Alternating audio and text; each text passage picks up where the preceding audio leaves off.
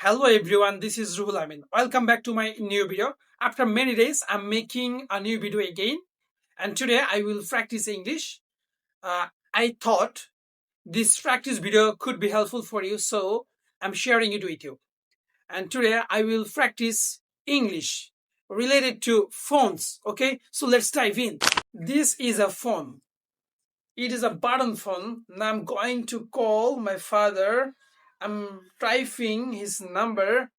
But what happened? Why is the phone not working? Oh, I forgot. The phone has stopped working. Uh, I think there is no source in it.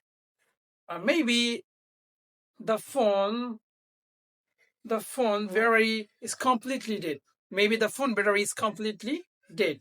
Oh, I have something important to talk about with my father, but the phone is not working. I'm trying a lot to switch it on, but it's not working. So what can I do now? I think I need to put this phone on charge. Okay. By the way, I have another one, and I'm using that phone to making this video. Okay. But first, I need to put this phone on charge. So bye bye.